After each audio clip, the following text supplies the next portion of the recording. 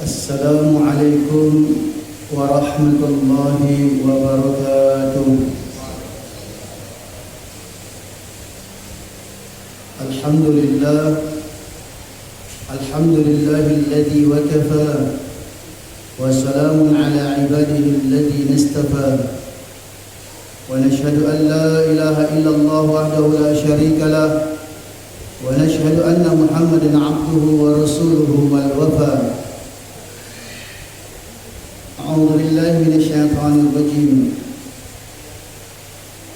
Babu wa'udun maridun ba'da afiyah wa tadhkiruhu wa fa'amu bima ahadallahu ta'ala alaih min at-taubah wa ghayriha.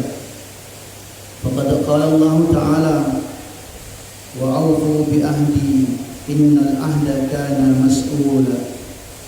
Wa rayna fi kitab ibn Sunni an Khawf ibn Jubair radhiyallahu ta'ala anhu qala maridtu fa'adani Rasulullah sallallahu alaihi wasallam faqala sahhal jism ya Khawwat qultu wa jismuka ya Rasulullah qala fa fillah bima wa'adtahu qultu ma wa'adtu Allah azza wa jalla syai'an qala bala innahu ma min 'abdin yamradu illa ahdathallahu azza wa jalla khairan fa fillah bima wa'adtuhu. Faqad qala Rasulullah sallallahu alaihi wasallam ma min yawmin yusbihul ibad kulla yawm illa malakani yanzilani. Faqad qala ahaduhuma Allahumma a'ti mumsikan talafa. Faqad qala al-akhar Allahumma a'ti munfikan khalafa. Babu yaqulu min Isa min hayatih. Wa lana fi kitab Ibn Tirmidzi wa Sunan Ibn Majah an Aisyah radhiyallahu ta'ala anha qalat ra'aitu Rasulullah sallallahu alaihi wasallam wa huwa bil maut aw az-zakara wa 'inda qadahum fihi ma wa huwa yudkhilu yadayhi fil qadah thumma yamsahu wajhahu bil ma thumma yaqul Allahumma a'inni ala ghamaratil maut wa sakaratil maut.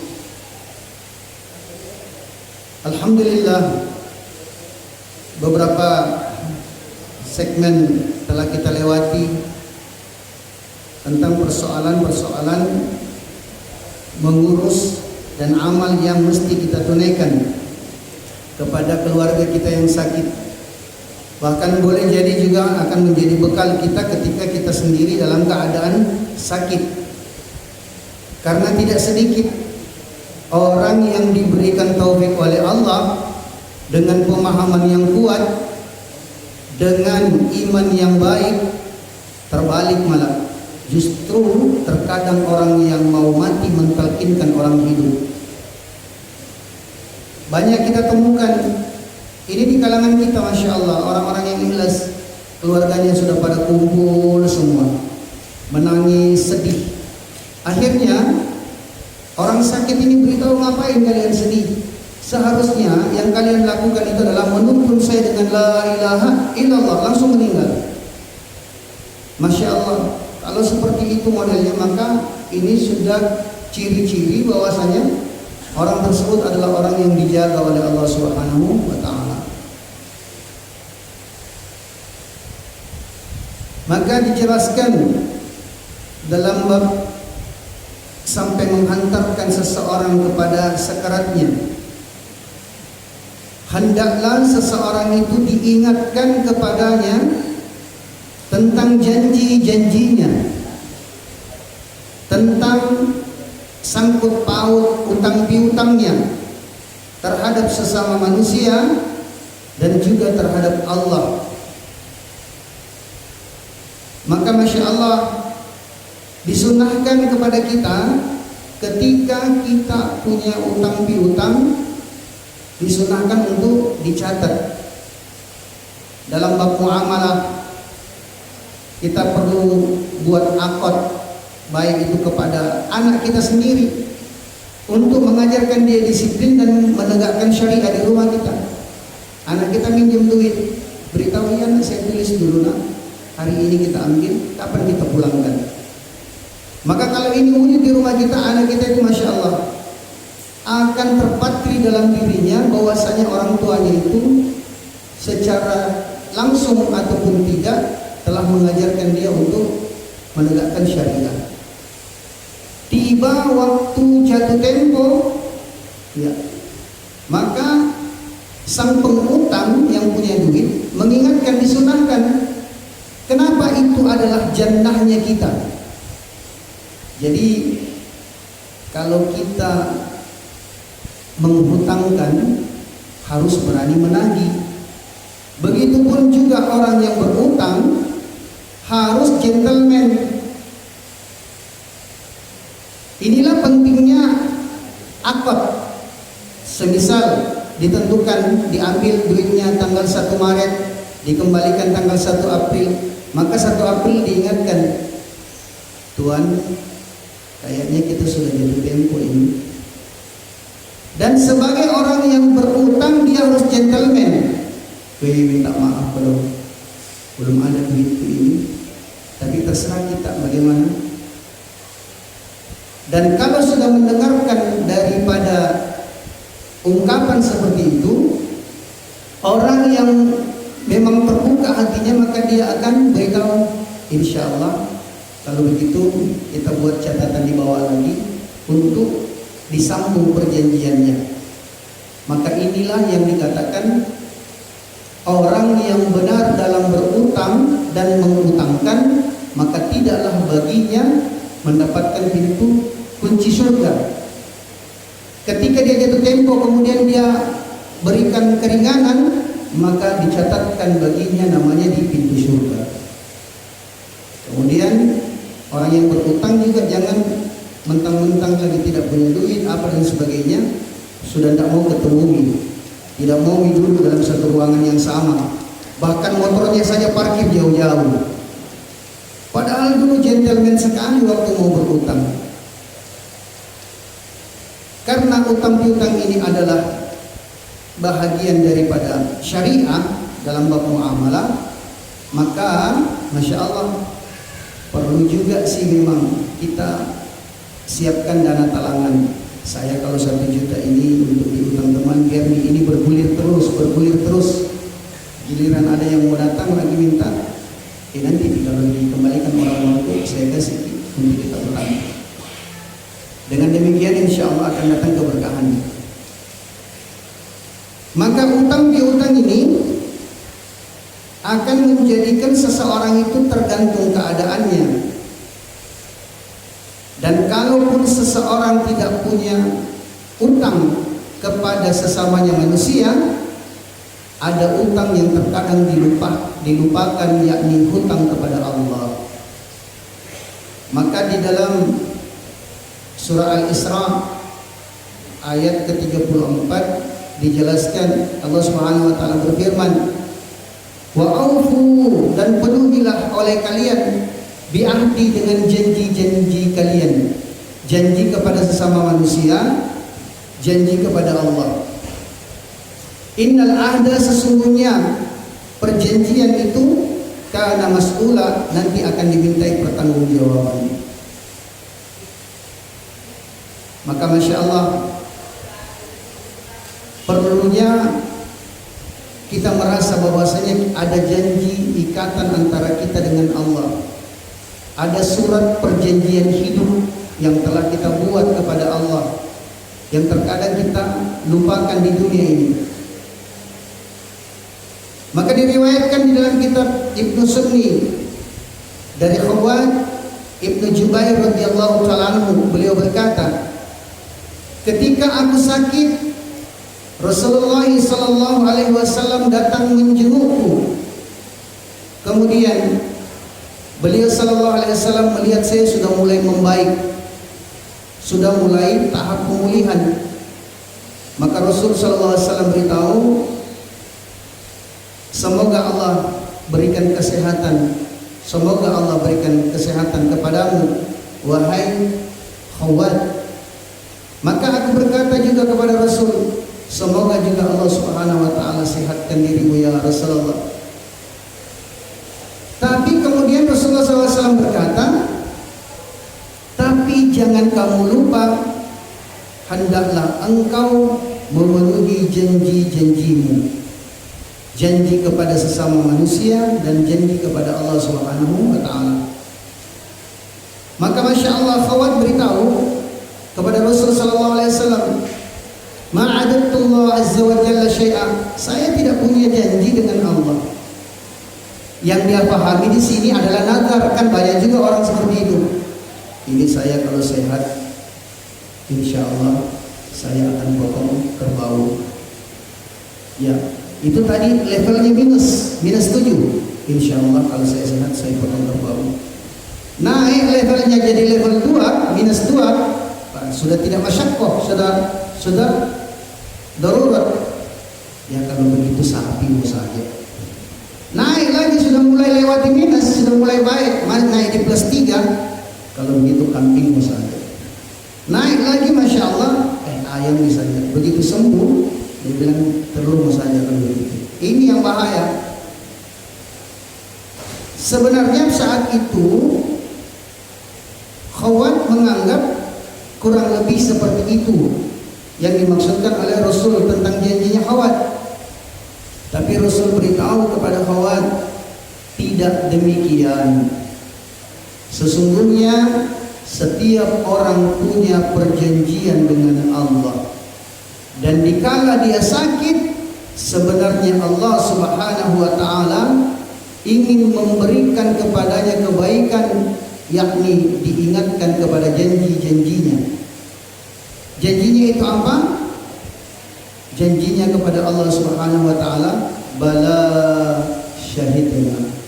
Tidak ada yang akan kami takuti, tidak akan yang kami tunduki, tidak ada yang kami serahi semua urusan kami kecuali kepadamu ya Allah. Maka Rasulullah sallallahu alaihi wasallam menganjurkan, mengingatkan tentang persoalan yang dihadapi oleh kebanyakan manusia.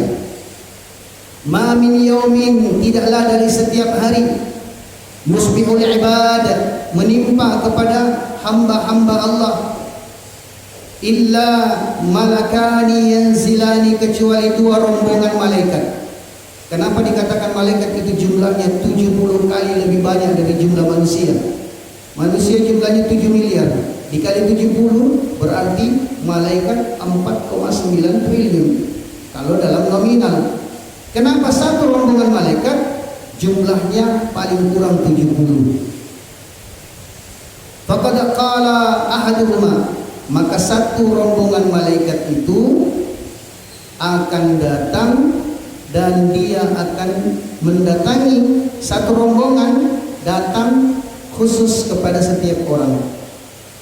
Maka satu rombongan itu dia datang ketika orang itu dalam keadaan kikir, dalam keadaan lagi sakit dan sebagainya. Maka Masya Allah, malaikat berdoa. Ini malaikat yang maksum tanpa dosa, dia doa kepada Allah. Allahumma ya Allah, a'ti, berikanlah, mumsika, orang yang terkepal tangannya, orang yang terkunci kantongnya, orang yang makundu pinawanna, orang yang membelakangi orang fakir, orang miskin, orang yang butuh bantuan, uluran tangan dan sebagainya, tidak mau mengusap kepala anak yatim. Maka malaikat doa kepada Allah, akti mumsika, berikanlah orang tersebut yang terkepal tangannya, terkunci hatinya, talafa, berikan kepadanya penyakit, berikan kepadanya bala, bencana dan musibah. Saya tidak tahu bagaimana kita membahasakan yang jelas. Salah satu faktor orang mengalami sakit karena menahan haknya anak yatim, orang fakir miskin pada dirinya. Jadi jangan kita anggap bertambah ini kalau saya tahan. Tidak, ini malaikat doa, berikan kepadanya bala, bencana, musibah dan penyakit. Sehingga solusinya sebenarnya salah satu solusi yang lain, ketika orang sudah kita diagnosa, sudah kita periksa dan sebagainya, berikan resep obat, berikan sedikit tausiah peringatan. Maka yang berikutnya dijelaskan, faqad qala al-akhar, satu rombongan yang lain dia juga datang. Ketika orang itu sudah mulai terbuka hatinya, sudah mulai terbuka tangannya, ringan hatinya, dia doa kepada Allah, Allahumma ya Allah, akti berikanlah munfiqah, orang yang menginfakkan hartanya, menyedekahkan hartanya, mengeluarkan zakatnya, munfiqan khalafa, berikan ganti yang lebih baik. Kalau dia sakit, diberikan ganti yang lebih baik berupa kesehatan, gugurnya dosa. Kalau dia kekurangan, maka Allah cukupkan. Maka doa malaikat ini Masya Allah perlu diingatkan, sehingga kalau ada orang sudah kita buat diagnosa begitu, beritahu tadi ini banyak-banyak sedekah. Masya Allah, luar biasa Pak. Jadi banyak-banyak sedekah ini bukan banyak sedekah, tapi banyak-banyak. Maksudnya banyak-banyak itu apa? Banyak-banyak ini maksudnya kuantitasnya lebih banyak, akan lebih baik. Karena orang Pak, kalau kita sudah bisa rasa dalam diri kita, ada perasaan puas dari batin kalau kita bisa mengulurkan tangan kita, menjadikan orang tersenyum, membantu orang, meringankan bebannya. Kalau sudah ada perasaan puas dalam hati kita, berarti itu akan menjadi obat. Sehingga dipecah. Kan ada orang dia tidak rutin, tidak istiqomah. Sekali beli, Masya Allah banyak, tapi tidak istiqomah. Akhirnya apa ya? Tidak senantiasa menjadi kebiasaannya. Maka Masya Allah kalau ada 100 ribu kita pecah saja. Dipecah 10 ribuan kali 5 ribuan. Kan kalau 5 ribuan bisa jadi 20. Bahkan Masya Allah ada satu orang tua yang kami jumpai, umurnya sudah udur, umurnya 80, tapi anak muda masih kalah sama dia. Dia tidak punya apa-apa. Apa yang dia punya? Setiap beberapa hari saya lihat beli satu kresek, beli satu kantong permen, isinya 50 biji mungkin. Itu yang dia buat tiap hari. Dia bilang saya tidak punya kerja, yang saya bodoh, tidak ada kerjaku. Tapi Allah cukupkan hidupnya dengan sebab itu. Beli permen harganya 5.000, isinya 50, 10 biji dia bawa setiap hari. Dia bagi kepada anak-anak yang main, dia usap kepalanya, dia bagi. Dia bilang, saya tidak tahu ada saja jalan yang Allah Subhanahu Wa Taala hantar, mudahkan rezeki saya. Jadi kalau bisa ya di kuantitasnya yang diperbanyak. Maka anjurkan kepada orang ini untuk bagaimana dia mengeluarkan sedekah, baik dia dalam keadaan sehat untuk menjadi penangkal, terlebih lagi kalau dia dalam keadaan sakit untuk menjadi penebus. Maka ketika ada orang yang sudah mulai mengalami sakit, tahapan-tahapan sakit kita sudah tahu kemarin.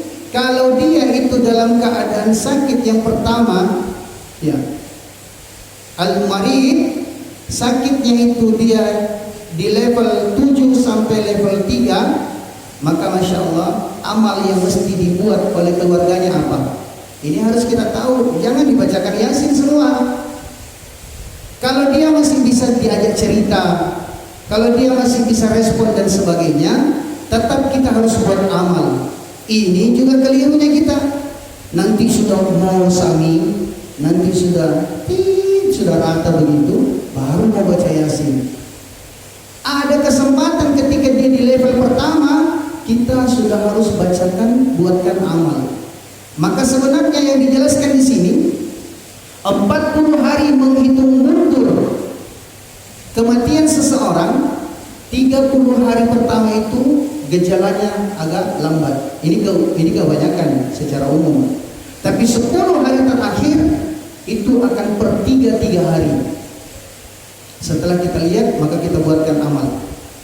Kalau dia perempuan, maka bacakan surah Maryam. 3 hari kita buat, dan jangan diputus. Kita buat rolling, Maryam saja dibaca terus. Allah akan buat keputusan kepada kita. Masya Allah. Ya, saya kenal ibu saya. Ibu saya lama dirawat, dan dari sebab itu saya dapat pelajaran bagaimana mengurus orang sakit. 4 bulan ibu saya dirawat, saya pelajari terus fluktuasinya. Ini kuncinya, di sini letaknya, begini dan sebagainya. 40 hari itu mundur. Oh, ternyata yang paling cepat itu adalah 3 hari terakhir. Jadi kita buatkan amalan, Allah akan buat keputusan, dan kita bisa tahu keputusan Allah melalui ya hasil yang disampaikan oleh dokter. Makanya dokter ini mengambil satu orang terpercaya dari ahli keluarga itu sebagai sumber informasi. Tidak usah juga mau ditutup-tutupi semua, beritahu dia. Tapi dia juga ini orang yang pemegang amanah. Kita bacakan surah Maryam kalau perempuan, perlu diingat baik-baik. Kalau dia laki-laki, bacakan surah Ibrahim. Dan jangan putus selama 3 kali 24 jam. Setelah selesai itu kan kita bisa rolling, gantian, jaga dan sebagainya. Jadi sampingnya kita baca itu saja. Selesai 3 kali 24 jam, satu orang pergi minta informasi kepada dokter. Bagaimana dia? Apakah semakin menurun atau semakin meningkat? Setelah 3 hari boleh dibuktikan, boleh kita buktikan. Setelah 3 hari dokter akan lihat, oh Masya Allah, membaik dia. Kalau dia membaik, berarti harapan untuk segera sembuh ini semakin dekat. Teruskan membaca Maryam dan Ibrahim untuk laki-laki dan perempuan. Tapi kalau dokter katakan ini sudah mulai menurun kondisinya, maka kita sudah mulai berubah saat itu. Ya, sampai kita lihat sudah tidak respon, sudah tidak kenal sama kita, sudah ngigau dan sebagainya. Maka kalau dia masuk kepada golongan yang kedua ini, ad-darurah, maka kita bacakan surah Al-Kahfi. Bacakan surah Al-Kahfi 3 kali 24 jam. Laki-laki dan perempuan sama, Al-Kahfi. Orang yang sudah tidak nyambung, orang yang sudah tidak respon, bacakan Al-Kahfi. Setelah 3 kali 24 jam, kita tanya lagi sama dokter, bagaimana Pak ini keadaannya? Kalau dokter beritahu alhamdulillah semakin membaik, maka lanjutkan Al-Kahfi itu. Kalau dia meningkat, kembali lagi ke atas. Dan kami dapatkan pengalaman seperti itu ketika ibu kami, Masya Allah, ya, fluktuasinya itu mempengaruhi amal-amal kita. Kalau kemudian ternyata dia sudah al-masyaqqah, sudah turun dari 3 hari dibuatkan di Al-Kahfi, dokter beritahu kondisinya sudah kritis, ya, sudah mulai menurun dan sebagainya. Masya Allah, berarti sudah kita tinggal membacakan Yasin. Membacakan Yasin 3 kali 24 jam dibacakan Yasin. Kalau sudah 3 kali 24 jam, berarti tinggal 1 hari kesempatan Pak. Kan tadi 10 hari, 3 sudah dilewati, berarti tinggal 1 hari. Ya, kalau sudah di level al-masyaqqah, kalau bisa kalau yang merantau telepon gitu, atau yang jauh-jauh apa gitu semua apa, yang si cambak-cambak apa panggil gitu semua, duduk semua anak-anaknya, duduk semua saudaranya, duduk semua saudaranya, Masya Allah. Tidak ada tempat silaturahim yang paling kuat mencairkan suasana kecuali ada orang yang sudah masyaqqah, sudah di level terakhir dia. Maka Masya Allah dibacakan Yasin bergantian kita apa dan sebagainya. Kalau sudah tinggal 1 hari waktunya, jangan ditinggalkan. Harus ada saja orang di situ, terutama sekali siapa? Orang yang paling dicintainya. Makanya kita itu harus takut kalau kita menjadi orang dicintai, ibu tak, bapak tak, anak-anak yang paling kita cintai anak. Kita tidak membeda-bedakan anak kita. Tapi ada saja anak yang memang lekat hatinya, lekat di dalam hati kita. Ada saja. Tidak ada perasaan membedakan, tapi ada satu yang lekat di hati kita. Maka anak seperti itu sebenarnya adalah anak yang paling berat bebannya di pundaknya, berat sekali. Kenapa? Beban agama dia menjadi harapan, tumpuan harapan kita untuk tidak mengecewakan kita.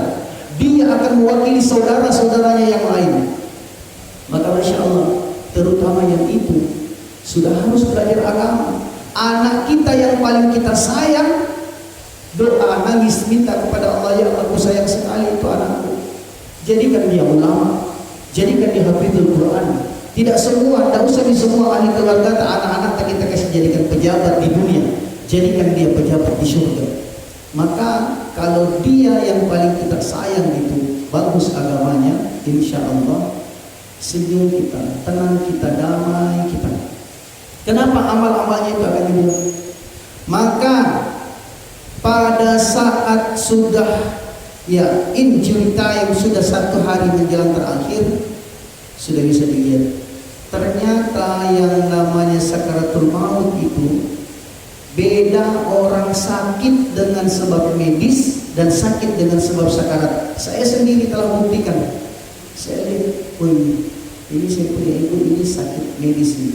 Begitu ada berubah sedikit, saya lihat, ternyata sakarat itu cuma seperti ini saja, temponya. Dan ada sedikit tersentak, Masya Allah, ini namanya sakit medis, ini sakit sakaratul maut. Yang mulia perlu kita tahu semua. Caranya itu tadi, ya otomatis kita selalu, makanya kenapa kalau ada orang sakit, ya ketika kita datang, yang pertama itu dipegang adalah jidatnya.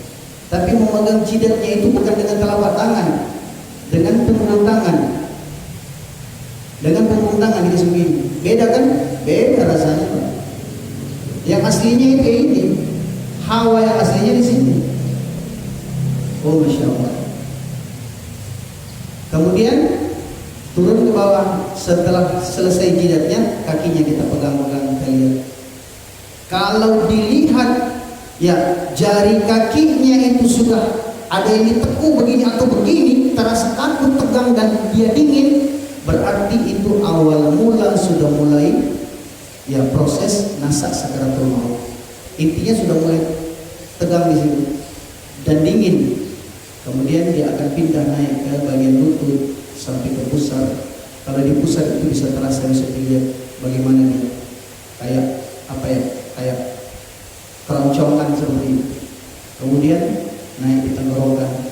Dan yang paling terakhir di situ, yang paling terakhir, kalau orang itu meninggal dunia, yang paling dekat hitungan detik ini. Jadi kalau kita ngaji tasawuf baru bisa dapat. Saya dapatnya di ngaji tasawuf. Hidungnya orang kan semua begini modelnya. Tapi kalau orang sudah tinggal hitungan detik, hidungnya itu insya Allah tertarik ke atas. Kelihatan akan tertarik ke atas. Berarti ini sudah tinggal hitungan detik. Maka apa yang mesti kita lakukan? Kalau ada orang yang tidak kuat di ruangan itu, ada orang yang tidak kuat di ruangan itu, selalu menangis dan sebagainya, maka hendaklah dia dikeluarkan dari ruangan. Kalau perlu, ada anaknya satu saja yang mendampingi dia. Ibu kita sedang mau bercinta dengan kita anak-anaknya. Bapak kita sedang mau bernostalgia dengan anak-anaknya. Seolah-olah dia mengenangkan kita, wahai anakku, dulu engkau naik di atas pundakku, apa Masya Allah, indah itu. Jangan ditakutkan dan jangan panik ketika melihat orang sakaratul maut. Kita sedang mau bercinta dengan orang terkasih kita. Masya Allah. Kedua orang tua saya, ibu bapak saya, alhamdulillah tidak ada orang lain. Saudara saya tidak bangunkan. Saya pikir ngapain? Kalau saya panik, dia saya bangunkan, ini bikin punya masalah. Saya cuma mau sedang berdialog. Maka ada dialog secara batiniah yang boleh kita buat kalau kita sedang ngaji tasawuf. Inilah pentingnya. Jadi kalau ada waktu, kita boleh datang ke mursyid, ke kiai. Kalau tempat kami di Temboro, guru kami, kita boleh belajar di situ, Pak. Artinya nanti kalau kita sebagai dokter dan itu bisa sambung, Pak, secara batiniah, kita bisa bicara dengan dia. Ya, ponakan saya yang belum tahu apa-apa, belum bisa ngomong apa, itu waktu mau meninggal saya sendiri sampai kaget waktu sambung secara batin, saya beritahu, coba dari angkat tanganmu ya. Dia angkat tanganmu. Bukan yang itu, yang kiri. Dia turunkan ganti yang kiri. Sudah. Ya Allah, ternyata dialog secara batinnya ini memang ada. Dan harus kita pelajari untuk semakin bisa akrabnya kita dengan orang-orang terkasih kita. Maka kalau sudah ada yang sakarat, dilihat tahapannya Pak. Saya sampaikan kita karena jangan sampai nanti ya untuk section berikutnya ada penyampaian yang keliru, karena wallahu alam ya guru harus jelas. Banyak kejadian dan jangan sampai kita mendapatkan pengajaran yang keliru. Lakinu mautakum bila ilaha illallah, tapi apa? Disiksa itu orang mau mati. Orang sudah sakarat disiksa dengan talqin. Bercampur aduk suara tangisan, suara panik ini dan itu dan sebagainya. Lain lagi yang mentalkinkan ini seperti orang mati. Seperti orang mati. La ilaha illallah, la ilaha illallah, la ilaha. Capek dikodong, sakit dikodong. Ya sudah payah dia. Jangan. Tidak begitu caranya. Maka Masya Allah, dilihat keadaannya. Kalau orang yang mau meninggal itu seperti gelisah, kalau dia masih bisa gerak badannya, yang gelisah ya badannya. Tapi kalau sudah tidak bisa badannya, kadang matanya yang begini. Maka ya anak tertuanya kalau dia sudah mapan, atau saudaranya atau siapa, harus berani mengambil tanggung jawab berada di sisinya. Terkadang yang menjadikan orang susah meninggal dunia itu adalah, ini Al-Quran menjelaskan, alla takhafu wala tahzanu. Yang menjadikan orang ini susah ketika meninggal dunia dua keadaan, takut dan sedih. Semua pasti di situ kita. Takut dengan apa yang akan dihadapi, yaitu sakaratul maut. Takut jumpa dengan Israel. Ibu-ibu, kalau kita takut dengan gemuruh, guntur, petir, takutnya dengan petir. Allah, takut saya, ragu saya, bagaimana sakaratul mautnya kita. Petir itu pecah di langit keempat, itu pun daya rambatnya luas. Tapi kita takut di rumah kita sendiri. Bagaimana kalau orang sakaratul maut seperti petir pecah di telinganya. Maka tidak membelalak kita punya mata. Maka tidak kedinginan kita, tidak gemetaran kita. Seperti petir pecah di telinga. Suara ketika Israel malakul maut menyebut nama kita, memanggil kita, Masya Allah. Semua orang ketakutan. Dia takut dengan apa yang dihadapi. Wala tahzan, dan dia juga sedih dengan apa yang dia tinggalkan. Dia sedih. Kalau masih kecil anakku, belum apa ekonomi, masih begini, masih begitu apa. Satu bahagian kita mau hilangkan. Datang orang kepercayaannya, beritahu, bisikkan di telinganya, ibu, bapak, semua adik-adikku, saya yang tanggung jawab.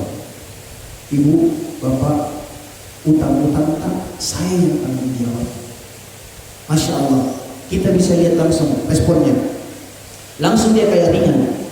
Makanya ada orang bilang, Pak Lampi itu sampai itu. Padahal bahasa begitu jadi kasih kayak ini. Cuma tidak boleh diajarkan secara terbuka. Sekarang saya ajar kita secara terbuka, dan setiap tenaga medis insya Allah nanti sudah bisa juga. Tidak perlu disembunyikan ini barang. Sampai kalau tanya kita, siapa keluarga tertua, siapa orang kepercayaannya, itu yang ditunggu pertama. Selesaikan satu urusannya supaya dia tidak sedih dengan apa yang ditinggalkan. Sekarang masih ada satu masalah yang dia hadapi. Maka bagaimana yang dia hadapi? Kalau anaknya itu orang tasawuf, dia bisa kirimkan dengan bacaan Al-Fatihah senantiasa. Atau saya ajar kita, ila hadratin nabiyil Mustafa Muhammad sallallahu alaihi wasallam, wa khususan ila ruhi, sebut nama bapak kita atau siapa yang sakit, bin dengan bintinya, baru baca Al-Fatihah. Insya Allah dari dalam hati kita itu akan terasa sambung, nyambung dia. Dia butuh kekuatan saat itu. Kemudian Masya Allah, ketika selesai, maka orang yang paling terkasih, dan inilah semua nanti kita cari, suara yang paling lekat di telinga kita, suara anak yang sering mengganggu tidur kita di malam hari dengan tangisannya, suara anak kita yang sering teriak-teriak di rumah kita. Nabi Ibrahim saja doa kepada Allah, hablana min azwajina wa dzurriyyatina qurrata a'yun. Jadikan anak-anakku ya Allah, jadikan orang yang mendampingi hidupku sebagai penyejuk mataku. Kapan bisa sejuknya mata kita? Sejuknya mata kita hanyalah ketika suara yang sering mengganggu tidur kita di malam hari waktu dia masih bayi, ternyata suara itu telah menjadi suara anak yang soleh dan soleha. Bangga kita, Masya Allah. Suara yang begitu lekat di hati kita, yang pekat di telinga kita. Meskipun dia masih masih cadel anak-anak, tapi makanya dikatakan ajari anakmu dengan la ilaha illallah. Masya Allah, dia datang bahasa yang tidak terlalu fasih, tapi bahasa yang membantu kita. Dia katakan di telinga kita, ucapkan la ilaha illallah. Baru kita lihat, dilihat daripada bibirnya, lisannya. Kalau dia sudah ucap, sudah tenang semua. Yang lain jangan ada yang ngomong. Kalau dia sudah ucap satu kali, sudah cukup di situ, dan tugas kita tinggal menunggu. Tinggal menunggu saja kita. Ditungguin, dilihat. Kecuali kalau dia mengigau, ada ucapan yang lain lagi, baru dituntun. Maka masih ada ternyata yang dia harap. Yang dia harap itu adalah, mana tangan-tangan kecil anakku yang dulu ketika bayi aku gendong dia cakar mukaku.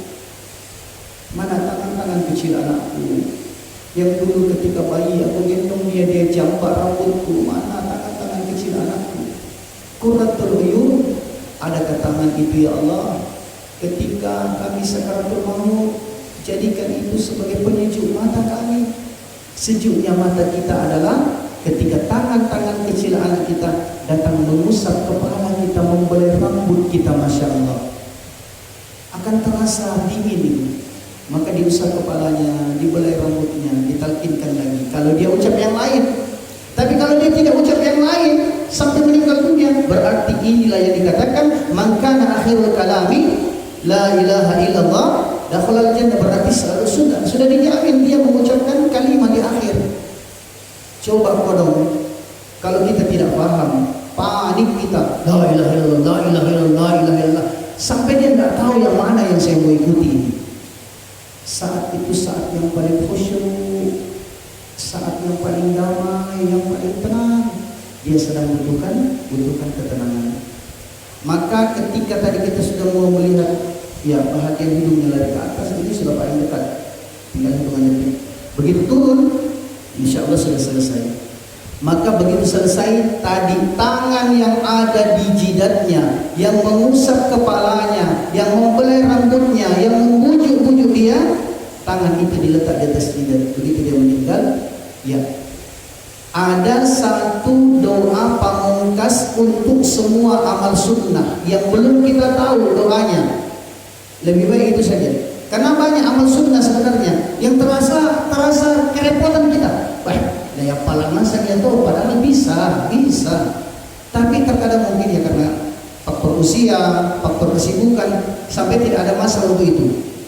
Amal sunnah yang kita amalkan dan kita tidak tahu doanya, cukup dengan membaca seperti ini.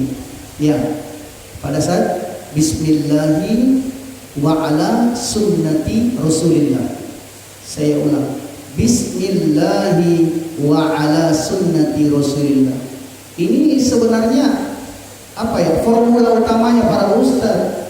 Jadi kalau kita hafal itu Pak, jadi ustaz ini semua. Bismillahi wa ala sunnati Rasulillah. Kemudian kita usap matanya. Baru setelah itu kita perbaiki, kita tenangkan. Dan tabi Ya, sedikit lagi.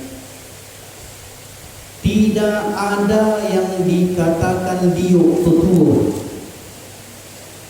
Kalau orang sudah meninggal dunia cukup satu kali dimandikan.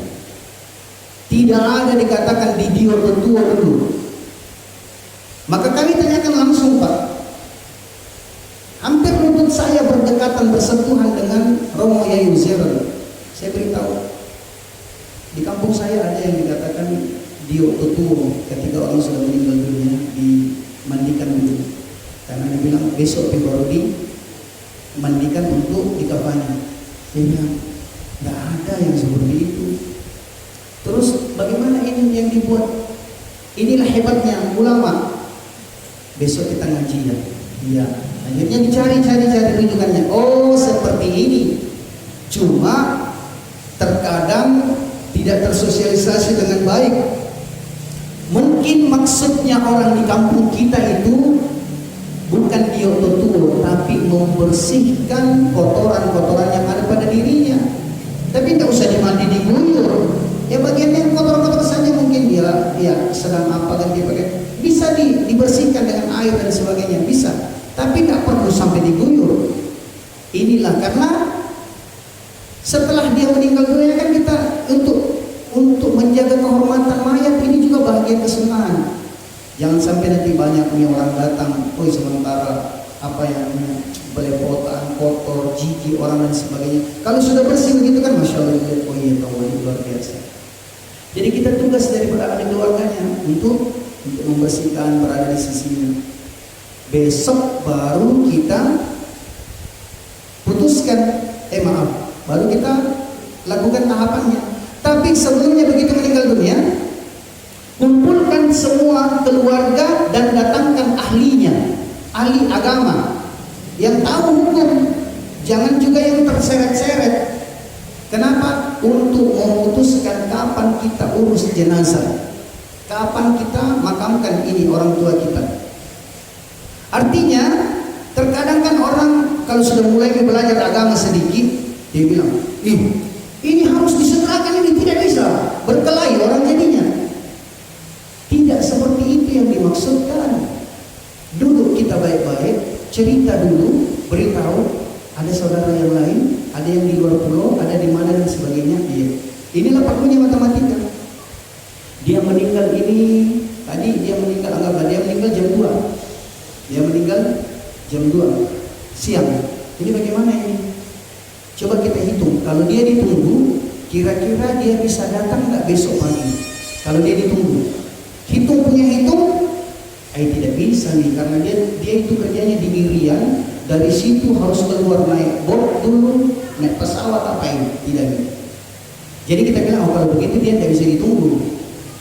Jangan dipertengkarkan, ini ada wasiatnya. Selalu juga itu orang tua bilang, jangan kamu makamkan saya kalau nanti ternyata dia belum ada. Batal dengan sendirinya, Pak. Kemarin kan kita sudah bahas wasiat yang tidak bersesuaian dengan syariat batal dengan sendirinya. Artinya dia kalau sudah ini paling jauh, Pak. Paling jauh itu di dalam jalur fatwa 5 waktu sholat tidak boleh dilewati. Kalau kebablasan kita sampai 5 waktu sholat, Pak, satu kampung kita berdosa. Jadi kalau dia meninggal setelah sholat zuhur, ya maka dimakamkan dia itu sebelum zuhur. Kan begitu. Intinya kalau dia berada di waktu zuhur, dia tak boleh sampai di waktu itu. Maka bisa dilihat, ini kalau dia meninggal waktu zuhur, jangan kemudian kita ngotot, masih ada di waktu, makam kami cepat dan sebagainya. Jangan dulu, tenang lagi. Kalau Makassar, ya kalau soal aku dia mungkin kita tunggu baik-baik. Kenapa? Silaturahimnya juga keluarga di situ melihat.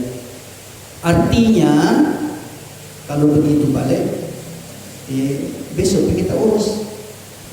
Dan hadits yang dimaksudkan ini yang tidak boleh ditunda, disegerakan dan harus mualah itu adalah kalau mayat sudah berubah jadi jenazah. Jadi kalau memang belum mau dimakamkan hari itu, kita tunggu besok pagi, biarkan dia masih statusnya sebagai mayat dulu. Biarkan. Maka dikatakan jenazah kalau sudah siap, kalau sudah mulai dimandikan, tidak boleh ada yang menghalangi. Dimandikan, dikafani, disolati, kemudian dimakamkan. Ini yang mualah. Jadi kalau dia masih mayat, ya sudah, kita lihat apa tahapannya. Sebenarnya begitulah juga sebaiknya nanti. Tapi kita banyak pejabat, banyak orang yang dikenal dan sebagainya. Akan sangat baik kalau ini bisa kita pegang. Jangan ada jeda, dibuat sangat rapat dan mepet. Mulai dimandikan, dikafani, disolati dan dimakamkan. Bagaimana caranya? Kita bilang bagus mungkin kalau di masjid nanti disolatkan. Berarti diurusnya itu jenazah, dari mayat ke jenazah. Tanya lagi Pak Imam, kira-kira berapa jam Pak Imam? Ya 1 jam. Oh kalau begitu 10:30 sudah mulai dimandikan. 10:30 dimandikan. Kemudian jangan juga kodong. Ini jenazah sudah selesai dimandikan, dikafani, terlalu lama dia ketika proses dibacakan ucapan bela sungkawa. Alhamdulillah orang tua kami yang membuat seperti itu solusinya. Bagaimana caranya? Kalau sudah dimandikan dia, baca begitu di luar. Jangan kita juga bilang, tidak perlu itu, tidak Pak. Orang juga mau, ya kita. Artinya jangan kita bertengkar. Tapi tidak baca begitu. Biarkan kami mandikan keluarga kami. Supaya jangan jadi tontonan. Orang punya kesibukan lain. Kita ini yang sifat masing-masing di situ. Diurus baik-baik kita punya keluarga. Selesai itu, selesai tomi juga dibaca, selesai juga kita. Maka insya Allah rampung. Dan yang paling penting adalah buktikan sayang dan cinta kita kepada orang tua kita, sehingga kita kalau bisa kita adalah wajah yang terakhir bertemu dengan wajahnya. Ketika dia sudah masuk di liang lahat, itu kan dibuka Pak.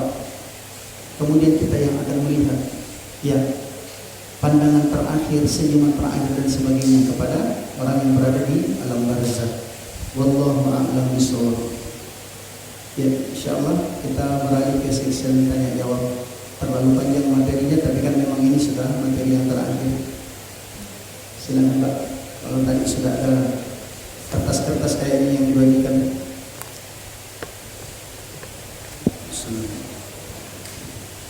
Ya, Masya Allah.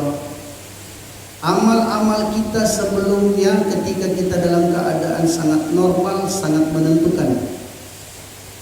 Sehingga jangan kita anggap ada yang sia-sia di balik yang kita buat. Tidak ada yang sia-sia.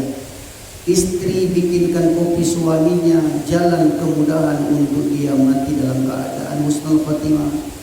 Suami yang sering usap kepalanya istrinya adalah jalan baginya ini untuk dia bisa husnul khatimah.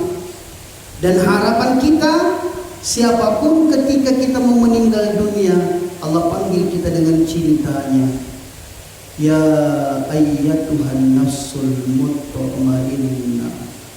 Wahai ibu yang tenang, jiwa ibu yang tenang, yang selalu ikhlas buatkan kopi suaminya. Sudah berganti bina mata, bukan membuat kopi tetapi mutmainnah. Wahai suami yang sudah capek mencarikan nafkah, tapi selalu senyum kepada anak dan istrinya, kalian sudah dalam keadaan tenang. Irji'i, ini Al-Quran menjelaskan dalam surat Al-Fajr. Irji'i, pulanglah kita. Pulang dikit. Allah panggil kita untuk pulang. Maka kalau dalam dakwah ini dikatakan jangan pernah berhenti berbuat kebaikan sebelum Allah memanggil kita pulang.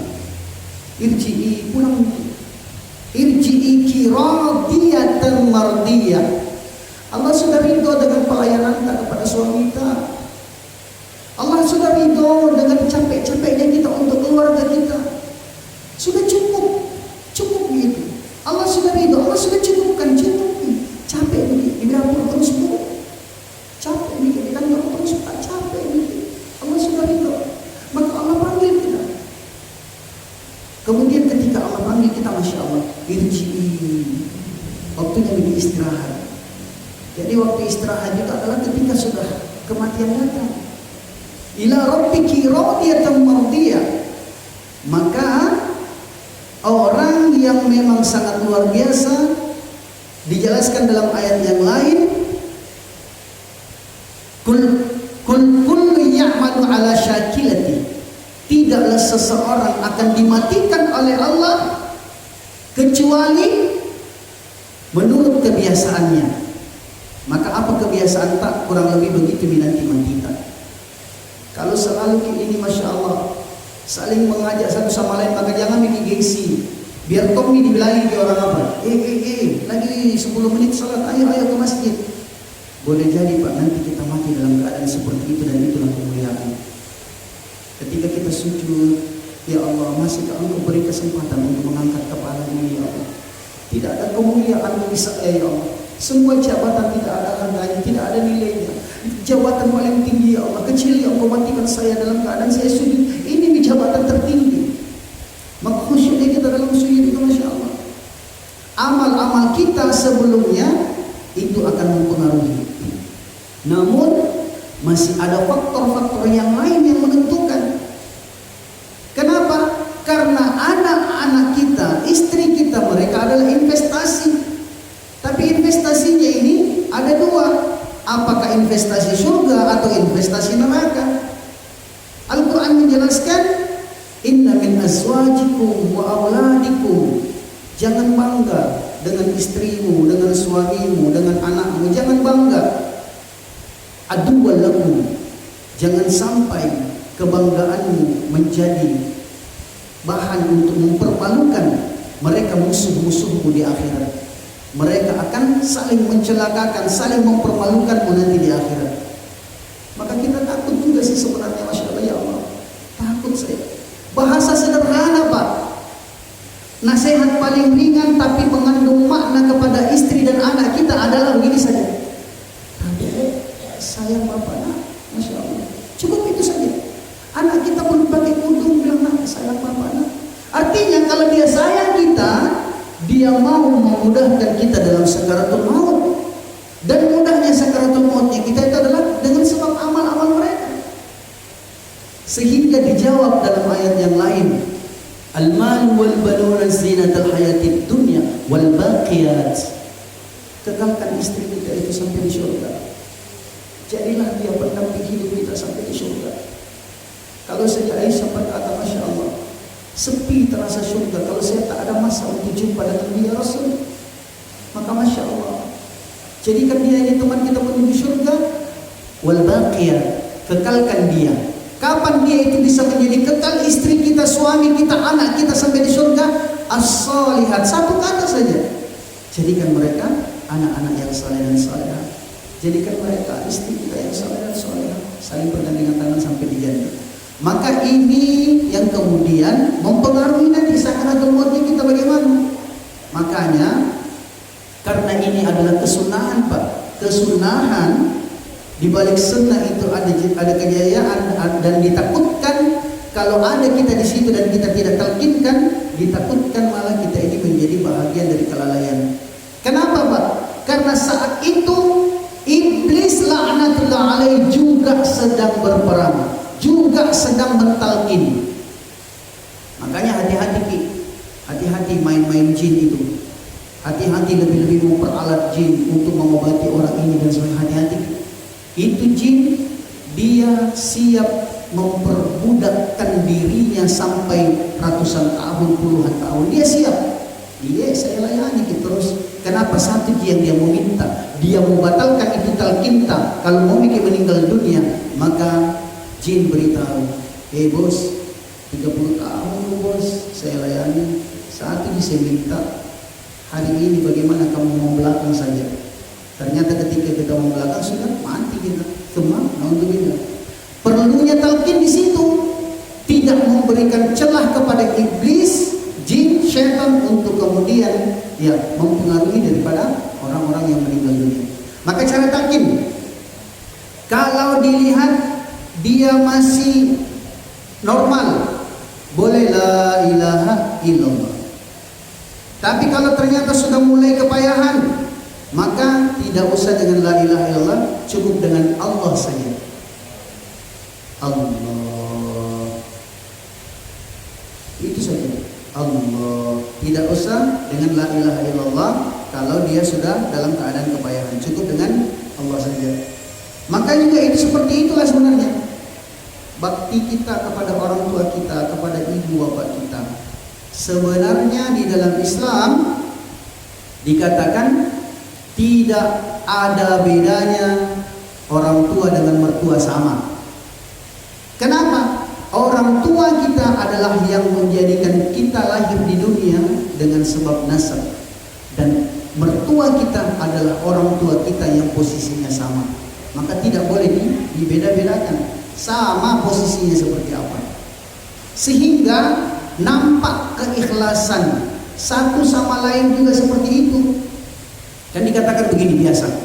Ini kalau kita memahami, laki-laki itu adalah imam bagi istrinya, tetapi dia ini adalah makmum bagi ibunya. Bukan cuma ibunya saja, ibu kita juga